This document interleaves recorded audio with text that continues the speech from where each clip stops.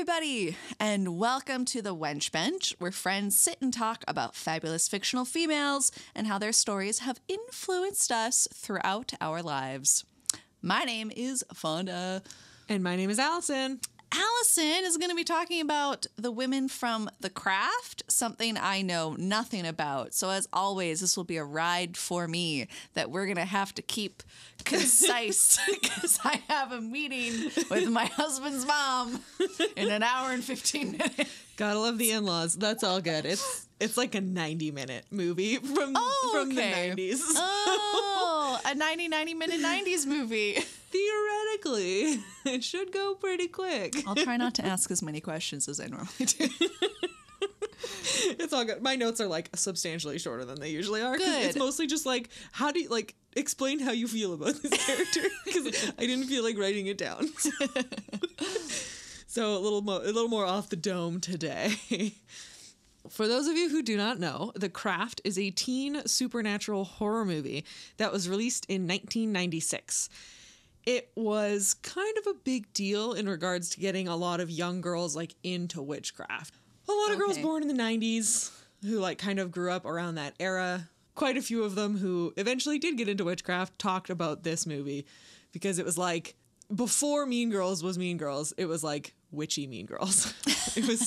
It had a very special kind of like girl friendship, but also witches.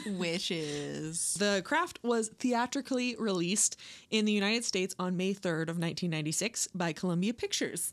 And it was actually a surprise hit, earning $6.7 million in its opening weekend and $55.6 million worldwide against a budget of only $15 million. The film received mixed reviews, which is fair. And honestly, I agree with all of them because the majority of the reviews just said like they were praising the performances of the lead actresses, but the production value was not great. The special effects are rough. The times. Rough to say the least.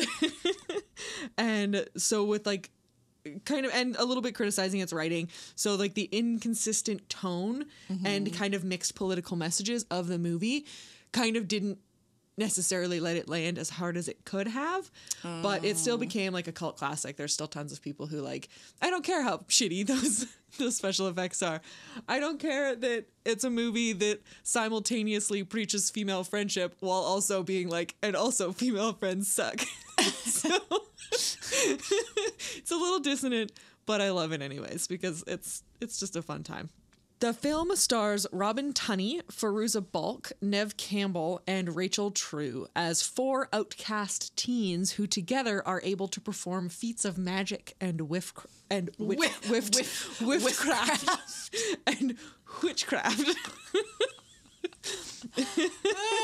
I want to call that Witchcraft? No, we're doing witchcraft. Get in, loser. We're doing witchcraft. I like it. So I'm going to do like a general synopsis for the movie now. We follow Sarah, who is played by Robin Tunney, a beautiful young woman with an innate magical gift. She moves to a new city where she befriends a group of outcasts who are rumored to be witches. Ooh.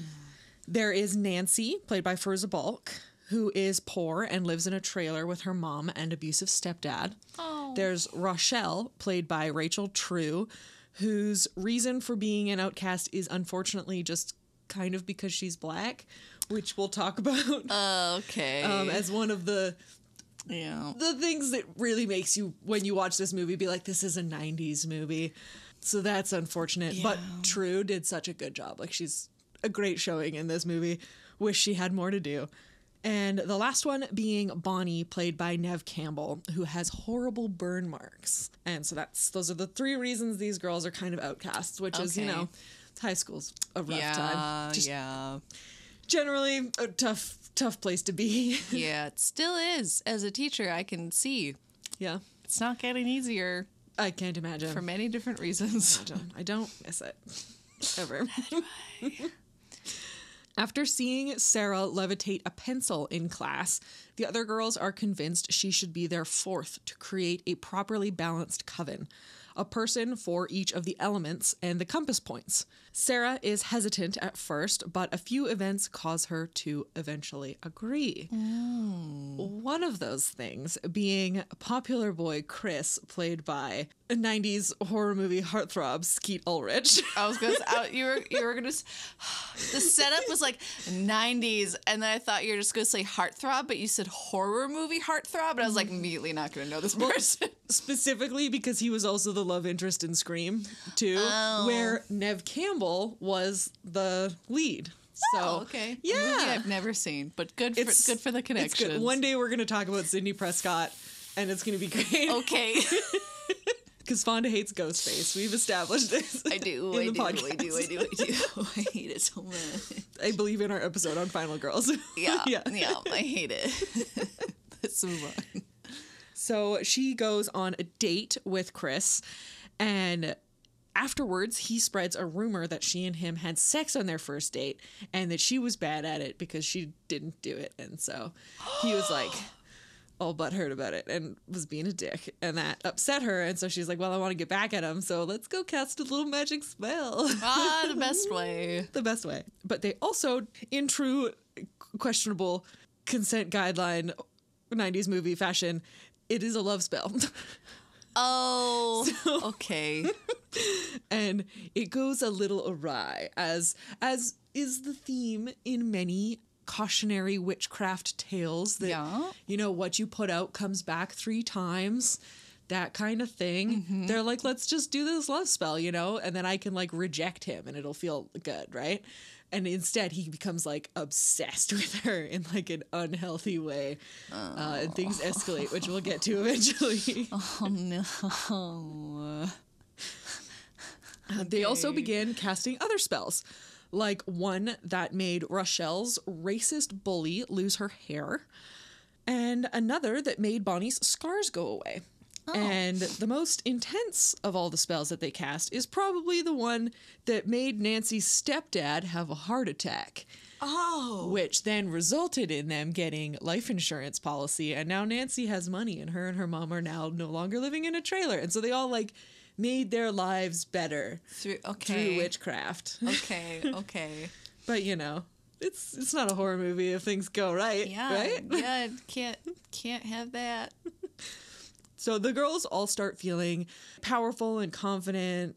You know, Sarah's enjoying the like initial attentions from him and how like everybody's kind of reacting. They're like, what do you mean you like this girl? And he's like carrying her books and like always being nice and doing all this stuff. And I mean, it's Skeet Ulrich. She's pretty hot. Jughead's dad, if anybody is curious. From Riverdale. Right. But like younger. And I'm pretty sure this is the movie before he got his teeth fixed. So he kind of has that like... Okay. Cute. Okay. I see. Yeah. Just looks like looks exactly like the kind of guy that young Alison type. Got the dark hair, kind of thinner, more shitty. I'm just like, yeah, I get it. She's aware, guys. I'm aware. She's self-aware. I'm aware. So the girls start feeling more powerful and confident, but they are slowly being corrupted by this power, as one is like to do. But especially Nancy, she's starting to get very into it. Magic often has unintended consequences. For the girls, Nancy becomes power hungry, as I mentioned. Bonnie becomes extremely narcissistic. And Rochelle's bully is like horribly traumatized to a point where she's like weeping in the bathroom and like it's a lot. But we're going to kind of talk about the nuances of that later because it's complicated and very 90s. Yeah. And lastly, Chris eventually becomes so obsessed that he attempts to rape Sarah after repeated rebuffs of his like obsession for her. But it's really fucked up, and he does a really good job acting this because he's like clearly knows that something's like wrong. He's like, I don't know why I'm feeling this way, but because the spell has taken on such like a like they can't control it. He doesn't just like her, like he physically needs to like do something to like possess her in a way, and it's like really fucked up, and he does a really good job acting it. Nothing actually happens, it's just like the attempt, but not good. So bad things are happening and Sarah is noticing. The final straw for Sarah is at a party where Nancy glamours herself to look like Sarah and attempts to get Chris to have sex with her as like a messed up revenge sort of thing. For revenge for him or revenge for to get back at him for trying to assault Sarah. Oh, Nancy's like, well, okay. I'm going to assault him then. But, okay. Yeah. Okay. Yeah, just, like that's better. Okay. Hang on. It's not good. It's Why? It's a 90s horror movie. What did you expect? I mean, honestly, the bar's low. So yeah, honestly.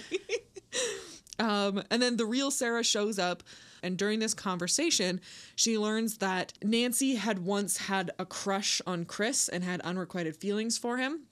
So their initial love spell, like their initial everything, wasn't necessarily about Sarah. It was about Nancy getting revenge and controlling Chris. Oh, because so that's why it also kind of got fucked up, because they all had to do the spell together. Yes. So okay. Yeah, so it's kind of implied that because of Nancy's obsession with Chris, it kind of like, it got worse. And she really just like, she wanted to control him. She wanted to punish him for not returning her feelings. Cool. Feelings. Cool. Also, during this fight, unfortunately, Nancy ends up killing Chris. He gets pushed out a window. So that happens. Oh, dang. I know he fucked up, but poor like, guy. that's not... Yeah, he was an asshole, but he did not deserve to be put upon by a spell and then murdered. So yeah, that was the last straw for Sarah, our heroine in this story. Cool. She decides that enough is enough and attempts to bind Nancy's powers, which actually fails and results in the others turning on her and tormenting her with visions and nightmares and delusions. Even going so far as to try and get her to commit suicide. She fights back, though, and ultimately defeats the others and successfully binds Nancy's powers. Bonnie and Rochelle lose their powers, and Nancy is committed to an asylum, and Sarah retains her powers, having, like, accepted her natural gifts and who she is as a person, and in gaining confidence and, like, doing all this stuff, she kind of, like, finds herself, and it turns out she is able to retain her natural gifts, while the others who were going about kind of abusing them had them taken away because they didn't deserve to have them. So the good witch, bad witch. Yeah, very trope. much like that sort of thing. So that's the movie. It ends with Sarah just living her life, and Nancy being in an asylum, and the other two just kind of having to deal with it. You know, like Bonnie still, like the scars remained gone, but like, yeah, she kind of lost the kind, sweet person that she was by like, becoming hot. I mean, don't get me wrong, Neve Campbell is already hot. Nobody's gonna deny that. But you know, it's the 90s. Put a pair of glasses on a super hot actress and she's definitely ugly and would definitely never get a date. Yeah. 100%. It's just how things work. Yeah, you know, it's just what it is. So first of all, before we like really kind of get into like specifically talking about what I like about the girls, there are obviously things from the synopsis that need to be discussed. Yeah, Alison, yes. Yeah, this movie reeks of the time period in which it was released. There are other movies from around this time that have aged worse, for sure, and some that have definitely aged better. Overall, I think it's a pretty solid showing and definitely deserves that, like, cult classic title. And it can be a fun movie to kind of just, like, to talk about, to watch with your friends and chat about, and sort of, like, communicate the problems with it versus the pros, the things that it did really well. Because it did do some, like, really fun things. As mentioned, the special effects were not good. One of the main ones being Robin Tunney wears a terrible wig, like, the whole movie. Aww. Because she had just shaved her head for a different movie called Empire Records. Okay. That the next time we have Nick on the show, whether you're accompanying us, we're going to talk about all the female characters in Empire Records, which is another movie that came out in 1996. Okay. Very good movie. Lots of fun. And then you will get to hear Nick talk about his huge crush on Robin Tunney because he loves her so much. And is probably one of the biggest reasons why I was able to convince Nick to watch this movie with me. It's like, Robin Tunney's in it. This person's playing. Yeah, this movie came out in this weird sort of anti-John Hughes movies time. So think like Pretty in Pink, Breakfast Club, like those kind of like really soft sort of everything's happy kind of day in the life movies about teens.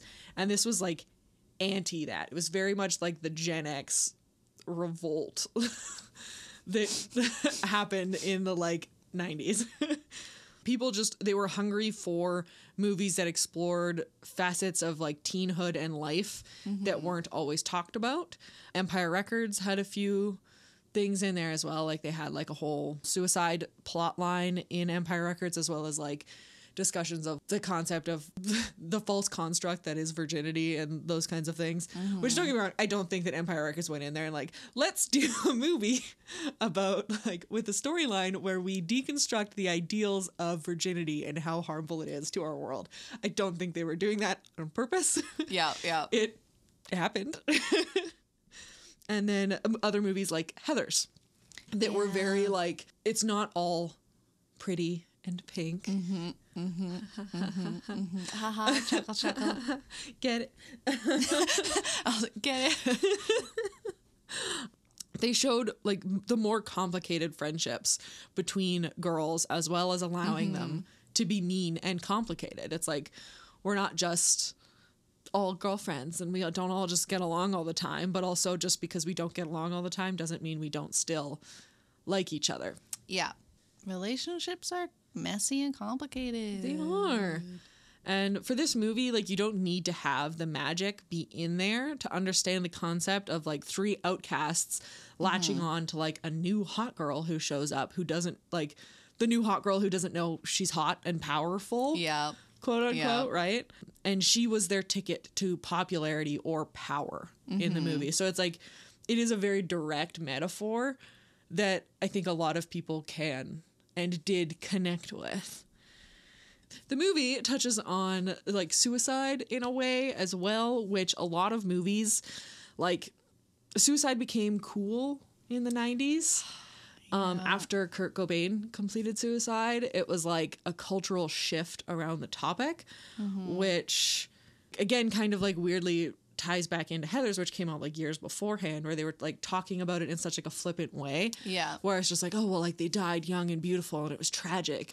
And they talked about it in this sort of like weirdly like twisted positive way. Yeah.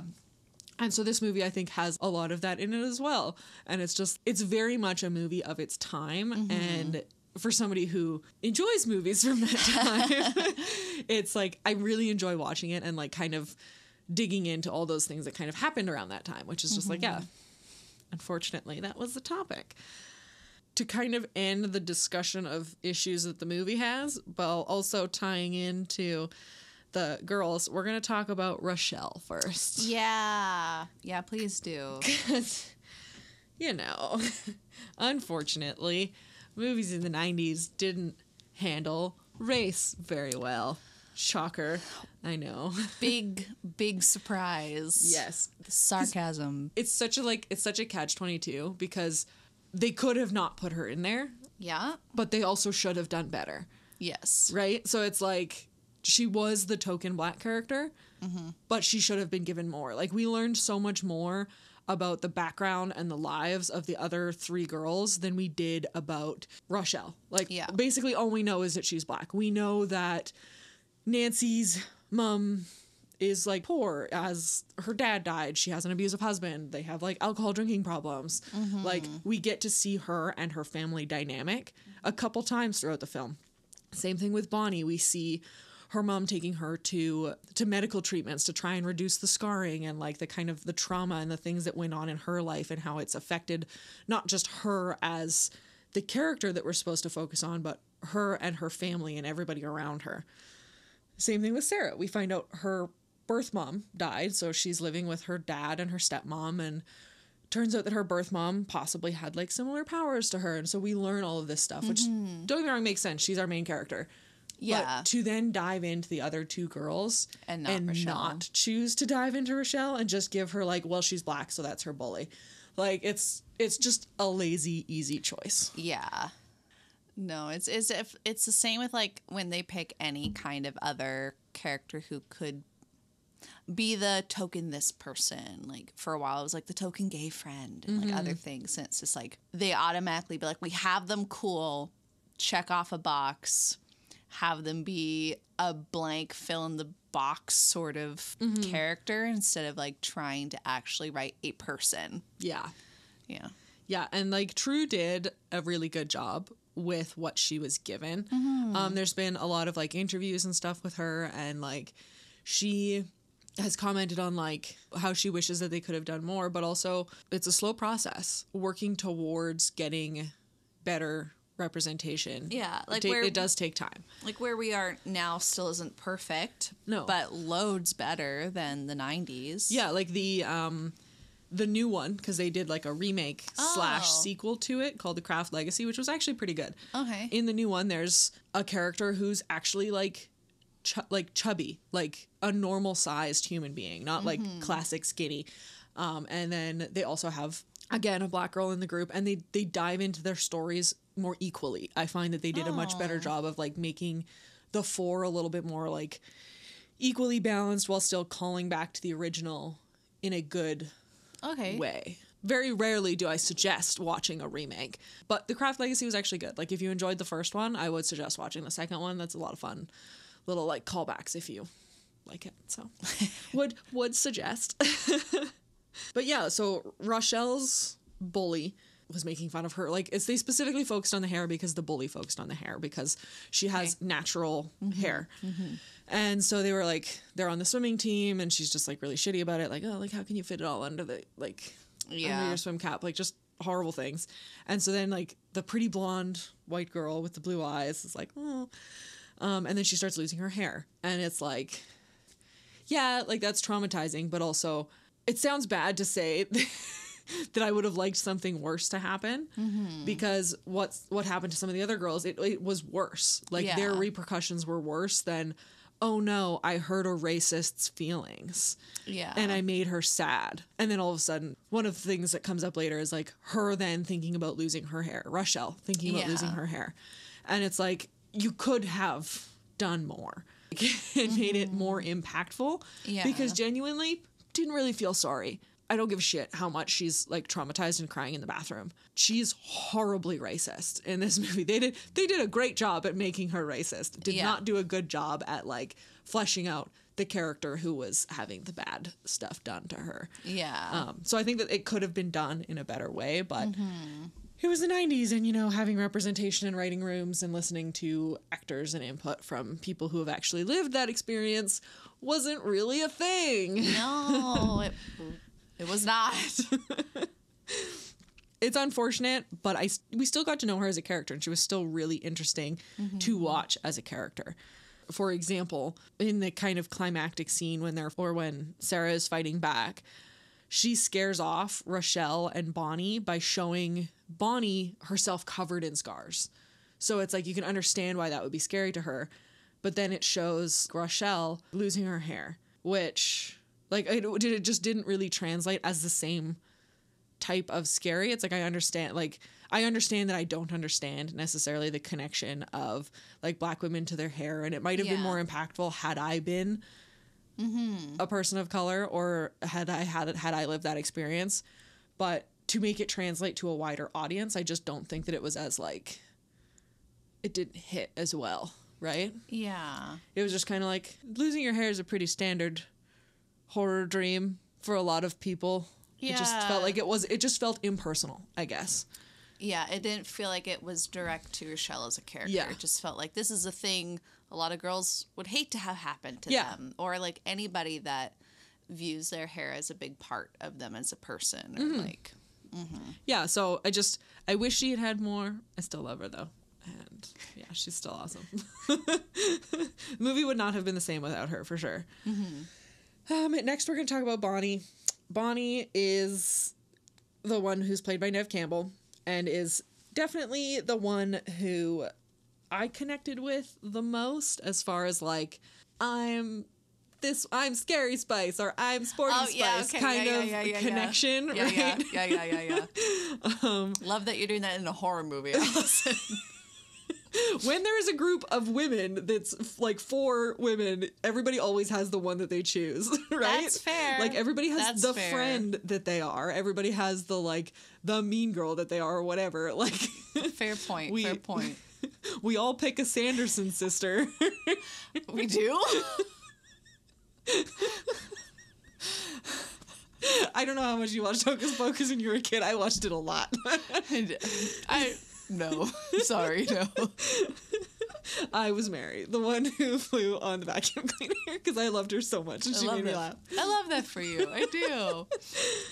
So we learn that Bonnie had a terrible accident that left her with horrible burns along her back and much of her body. So that made her wear a lot of larger, loose-fitting clothing to kind of hide the thing that she was self-conscious about. Mm-hmm. We also see her getting these extremely painful treatments where like they're like shooting it with a laser to try and break up the scarring and doing all this stuff. And it really like, you really get a time to connect with why she is so, not necessarily broken, but why she is so self-conscious. Mm-hmm. Like I remember being a kid in high school and wearing like big baggy clothes and kind of just like, anytime you got a zit, you were like, everybody sees my zit. Yeah, like I developed pretty early, like physically, and so it's just like I didn't like wearing low cut tops and stuff like that, and I just got very like... You remember wanting to hide yourself. Yes, yeah, I remember wanting to hide myself. I remember not feeling like my body felt like mine kind of thing, and so like I connected with that a lot. Mm-hmm.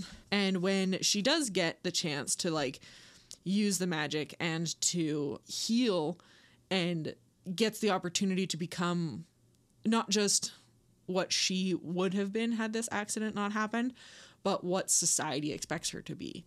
Yeah. Right? Like society can't look at somebody with burns and be like, oh, that's a beautiful person, because we're not shown that. We're not told that that's okay, that you're allowed to be imperfect. Mm-hmm. And so when she does become, no scars, they kind of go away. They sort of celebrate thinking that the treatments did it and everything's fine. Mm-hmm. So they kind of hide that way. But she becomes really like narcissistic, which is for sure, like, I know myself enough that like, were I to gain something that would make me feel more confident, were something like that to happen to me, it's like, am I going to sit here and say, no, I wouldn't have become like kind of narcissistic and shitty? It's like, no, I can't say that, because you're in high school and you don't like, I 100% understand exactly why she became who she was in this movie, which was really impressive for a movie from the 90s to like let her kind of go that way. And I don't think that they ever really necessarily made any of these girls out to be the bad guy. Yeah. It was just logical what would have happened, the way that they responded to getting these powers, to getting this stuff. It just made sense. And as I mentioned, when they're like in the final scene, one of the big things that scares her off is seeing like her body fully scarred, which is like a completely understandable fear. It's like, yeah, you have this power, you have this thing that's making you popular and attractive and confident, and somebody can take it away from you. And then you have somebody like Nancy who is telling you this person is going to take this away from you. Yeah. So like you can understand why both Rochelle and Bonnie were like, okay, we have to stop Sarah, because she can bind these magic powers. She can stop us from having them. She can take away everything that they feel like they deserve. Yeah. Whether or not they deserve it, that's a whole different conversation. But still, you can understand their drive to that's do like these with things. any sort of like human nature, when someone else threatens to take something that in your mind is like something you should have, you work towards, or is your like right to have. Like a lot of people will feel threatened by that. Yeah. Even if it's something that, there's a lot of people in the world I think shouldn't have the power and stuff that they have. But if I went to try to take that from them, I know for a fact they would not be like, yeah, no, you're right. Yeah, take it. It's like any person would be like, no, whether that person really deserves the thing or not that you're taking away from them is, So I get it. Yeah, so just a really good character that I connected with a lot. And now we're going to talk about Nancy. Oh, fuck. Nancy, played by Fairuza Balk, is just fucking amazing. Alison's like, it's a good choice. She is unhinged, like absolutely unhinged, like classic goth girl. Like super aesthetic. I'll pull up a picture of Nancy. Please show me for you. I'm gonna witness this. It's like, where's a good one where she's not making a fucking face? What's the face? Oh, well, this is one of like the first ones that like came up where she's like about to stab somebody. Okay. So I'm looking for like a more like normal, neutral face. A more neutral face. Not a.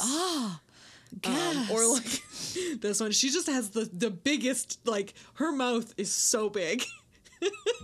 And she can just like when she like smiles and spreads her teeth, it's just so much teeth. And she gets these big, huge, crazy eyes, and you're just like, oh my god, she just does such a good job. There's a pretty good one, just like an action shot. Okay, but yeah, like pale skin, super dark red lip. Like, got all, like, the Madonna cross chains, like, lace and black, and just, such a fucking vibe. I love it so much. If I had the confidence to wear that kind of shit when I was younger, I loved that look. It was so good. Like, yeah, like, super dark hair. Fairuza Balk just absolutely fucking killed it in this movie. There's all these, like, things going around the internet right now talking about, like, female rage written by like the male perspective versus written by the female perspective. And I think this movie actually, like, what she did in this movie is such a like, it's such a female rage movie. You can just tell that this girl feels trapped, and she is a fucking feral cat in a corner who has had everything taken from her. She lives in a trailer. People call her trailer trash. They call her a whore. They share all these like horrible rumors about her. And her only defense mechanism is to be meaner, is to shut off the rest of the world and to desperately claw for power. Like, very much the epitome of, like, what we stereotype as, like, 90s kind of school shooter movie vibes, where it's, like, in this case, she used magic. In a case, like, Heather's. In a case like Heather's. Yeah. He was using a bomb. Like, she is very much that character in female form, which you don't get to see a lot. And you see how angry she is at everything, and she does such a good job, and it's so fascinating to watch, and you fucking hate her for it. But it's so good. And I love watching her in this movie. Her whole face, like her whole everything is just on point. Yeah, like vulgar, hypersexual, like angry at the world. Oh, so good. And she just gets to be that. And that just gets to be who she is. And it's so good. The song "I'm Just a Teenage Dirtbag" comes into my head. Yeah, 100%. Yeah, and we get to see, like, specifically, like, the situation with Chris, where, you know... Yeah. Sexual assault in movies in the 90s. In movies now is still, like, especially, like, against male-presenting characters is really not a topic of discussion that's talked about nearly as much as it should be. It happens both ways. Sure does. And so you can understand where she's coming from, but I don't think they necessarily hit home as... Like, it's like, oh, well, she's just, like, crazy and was lying to him. I think that they could have hit home that what she was doing was more wrong. You know? Make it obvious to the audience, please. Yeah, could have been a little bit more obvious with it, but yeah, it's, my answer to a lot of things is it's the 90s or it's the 80s or whatever movie it was that I'm watching, because like we're not going to be able to go back and change this. It's not something, I'm not one of those people who believes in necessarily like stripping pop culture from the world. Yeah. I think it's something that we can look at and learn from. Certain things obviously deserve to go in a hole and die. There are definitely some things that do not deserve to exist anymore. I don't think that something that's just like questionable is something that falls under that range. As an educator, I'd like to say it's really good to teach people why things are questionable and why things are wrong, and why in fiction sometimes exploring that isn't a way to be like, we don't want to romanticize it, but it's good to have it there because everyone has a story to tell. And if you don't have those things, then it doesn't make talking about it feel normal and like in a way therapeutic kind of for some people that goes through certain things, to see themselves in a character that's like, oh, they also experience this really shitty fucking thing. And someone's handling it in a way where it's not romanticized. And like, I don't know. I know it's kind of like not a lot of people view it that way, and everyone's just like, you should never have anything in fantasy where it's like this things happen because people can't tell the difference between fiction and reality. There's a lot of people that can't, I will say, depending on like context, age level, etc., like where you are, like a lot of young children, just their life experience in general. The amount of people who completely miss the fucking point of Fight Club is countless. I've never seen it, but I've heard. It's not good. I've heard from a lot of there's a psychology teacher who does like a whole lesson about Fight Club and talks about it. Yeah. If you understand it, it's a good like introspective movie. If you don't, and you're just like, yeah, Tyler Durden is awesome. It's like, you missed the point. But we're not talking about Tyler We're not. right now. But I just wanted to say, Alison's right. Like, we shouldn't get rid of things that are problematic. There are things that should be fucking not. No thanks, goodbye, X a few things off that list. But in general, like, we as humans need to learn and evolve. And those things are examples of like, hey, this is a good thing to look at for X, Y, Z. We shouldn't fault it because of the time it was at and be acknowledged and like conscious of it.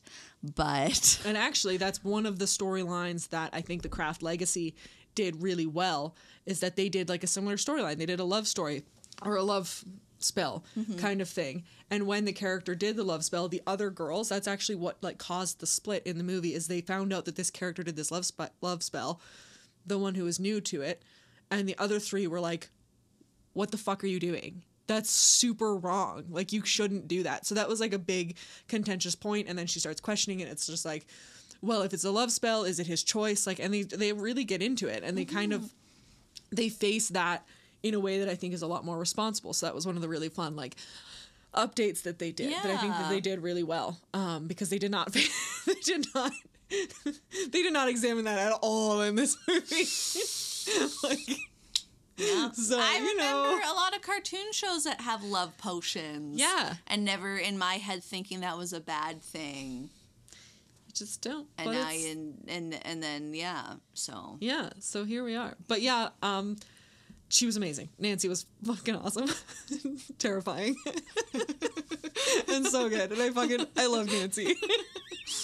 I wish I had even a dollop of the confidence that Nancy had, just a little bit, because she was fucking confident, and they did a really good job at showing why she got these other girls to follow her, why she was charismatic. Like, she was insane, like unhinged, but her conviction and her like confidence in what she was portraying, a lot of that was false confidence. A lot of that wasn't like, didn't go all the way to the core of who she was, but you could see why these girls fell into step with her. And it was really well done. Fruits Bulk, amazing job. Just so good. So now we're going to talk about Sarah. Yes. Robin Tunney. Yes. So good. Yes. How is Sarah spelled? Is it Sara? Is it S? Oh, my dog was spelled that same way. Yeah. Sorry, I just curious. Naming conventions. Robin Tunney was so good in this role because she's beautiful, but she has this like way about her at the start of the movie, and she has this like, she has it in Empire Records too, where she has the ability to be like shy and self-conscious, but you still believe it. Like, she's not like, there are some people who like are beautiful and who have to like act as like the outcast character who you're just like, you fucking know you're hot. Like, this doesn't land well. But she just has this like, she just portrays such a nice human being. You just feel the good vibes coming from Robin Tunney. As mentioned, it's revealed later that her mother sort of had some sort of like power as well. And the whole story is very much about her finding her self-confidence and embracing that power within her, that like, or embracing her womanhood and who she is as a person.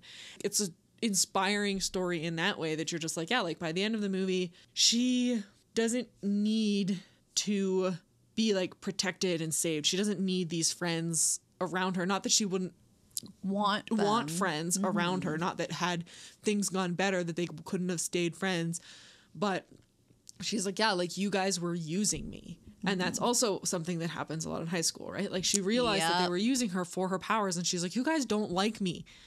You like what I'm giving you. And for her to then find the strength to be like, I don't want that anymore. I don't need that. I don't need to be used. I can be on my own, because it was a lot about her like feeling lonely and all that stuff, and like finding the confidence to be alone is also a really good story. It's like I talked about that already. I talked about a lot of the notes that I have on why I love Sarah kind of throughout the conversation. So I'm just kind of skipping through them. Did this one, did that one. Yeah, kind of just to touch a little bit on how like she reacted to the obsession with Chris. Yeah. Like you could tell there was like this shift from where she was enjoying it, like enjoying him like offering to carry her books and like kind of chasing her around like a puppy, and like he had this crush on her, and she's just like, oh, like who doesn't want to feel wanted? Like especially like it's the most popular guy in school. He's a football player. Like everybody wants him, and he wants me. And like, how can you not get a little bit like drunk on that little bit of power? How is that not something that you enjoy? But then like as she starts realizing that he has no control over it, because as I mentioned, he did such a good job at acting it, like she knew it's like there is something wrong here, like this is not who he is as a person. And like watching him kind of break down and watching her having to try and react to that, and she wants to help him, but then she's like, he gets the wrong messages from her wanting to help him because she's a good person, and it's just, it gets so complicated, and it's done so good. As questionable as like the consent side of things are, like the way that she handles the situation is done so well. And it's just, she just did such a good job in this movie. Well, it's good that he also did a good job too, because if your acting partner if you can't meet each other fluidly, it can be hard to like send across. So that's good for the show, the movie. I was gonna say show. The show. It's a movie. It's a movie. And like I think a lot of us could connect, especially like me as well. Yeah. You come in as like a new person, and then there's these people who like welcome you in, and like you kind of feel like an outcast, and they're like, oh hey, come in, and then all of a sudden you realize like, oh hey, like maybe you guys aren't the greatest like group of friends to be around. Like it happened to me like kind of at St. Anne's a little bit when I was younger, and it's like I don't want to be here, but you are also all that I have. Yeah. And it's this really complex, sort of strange, amorphous kind of feeling where you're just like, like I can't leave this though. Yeah, because what will happen if I do? What will happen if I do? Like you're all, those three were her only friends. She had no connection to anybody else, because in having them suck her in so soon, she couldn't make actual connections with anybody else. And so now all of a sudden she's in this group, and she doesn't know how to get out. Yeah. And then things escalate and get worse. Bad. So it had so many good parts to it. But then like there were certain things that just kind of like didn't necessarily hit as well, because it's like the movie is like about female empowerment and female friendships, but then female friendships are also the enemy, but they're also calling corners to a male power figure, like not necessarily the devil, but a lot of new like witchcraft movies will kind of call on something more like Hecate or kind of more feminine powers when it comes to like witchcraft and stuff, because it's a little bit contradictory, feminine powers coming from a male Satan kind of thing. And so like kind of getting the old understanding of what witchcraft is very prevalent in this movie. It's like, this is what we understood it as at the time. Yeah. And so, it's like a lot about that. And then she's like, oh, you don't deserve the power. And so it has a little bit of like questionable like dissonance in what it is that it's trying to get across. Yeah.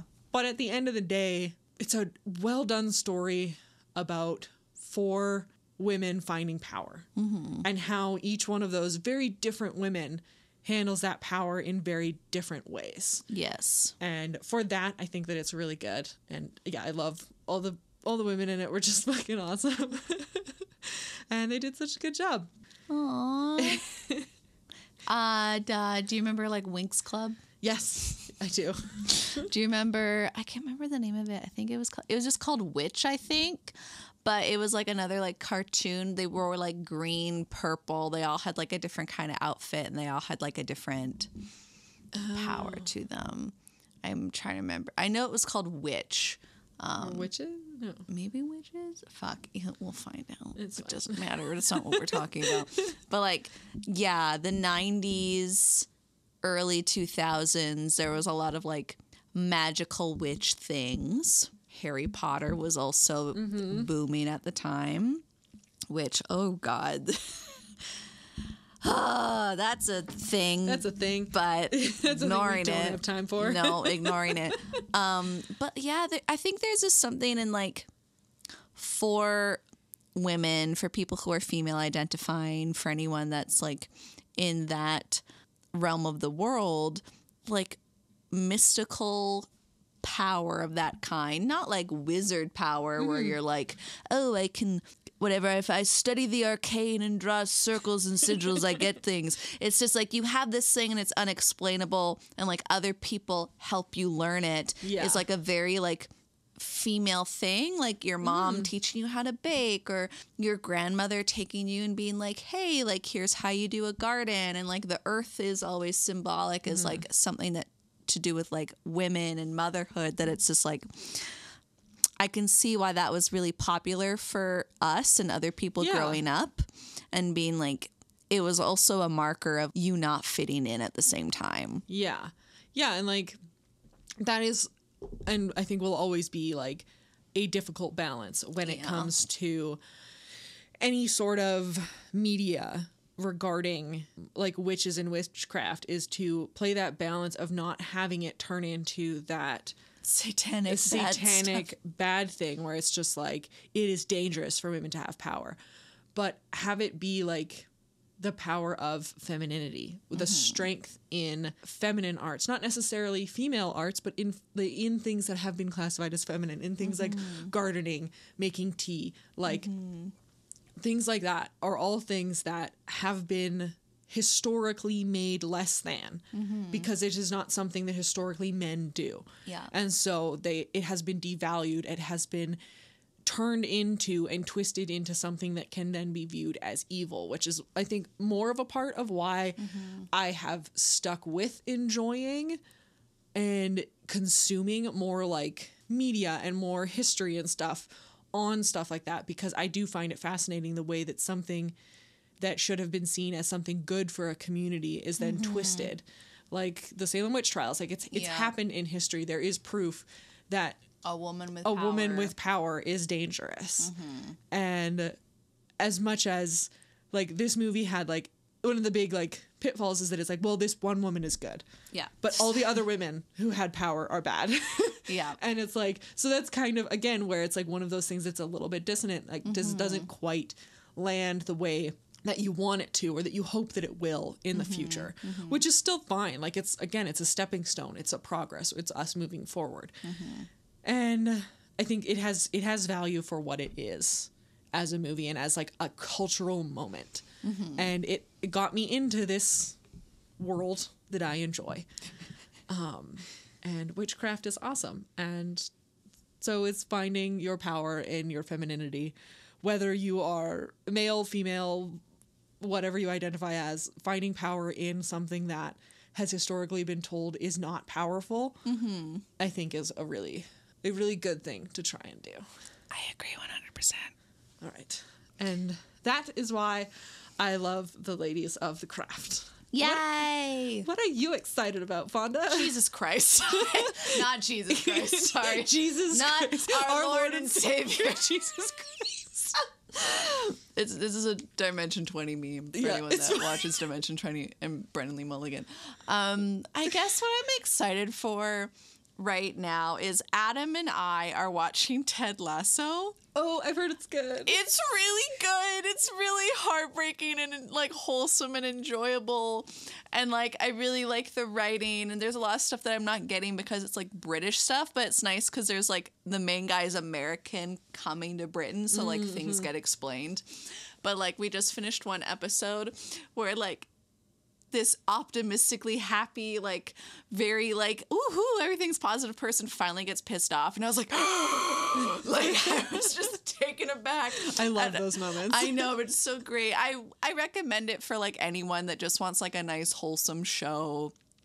Each episode's like 30 minutes. I think I heard they have another season coming out in the spring, but I really like it, and there's some like really nice complex female characters in the show. And Ted Lasso's also, I'm just like, man, like I don't often like to say this is a well-written character because everybody has flaws, but fuck, Ted Lasso's like, they thought about him as a character. And it's Jason Sudeikis, right? Yeah. It's good. It's really good. I like it a lot. Yeah. I'll check it out. I would recommend it if you just want like a nice, good, wholesome show that has like a few episodes that just fucking hit you with emotions. And I love that. I was weeping one night. I was just like, you're making me like feel that. Shit like Schitt's Creek, like yes! like Brooklyn Nine-Nine, where every once in a while you're just like, I'm laughing, I'm having a good time, and it's like, and now my heart is breaking and I'm dying inside. You got me. You got me.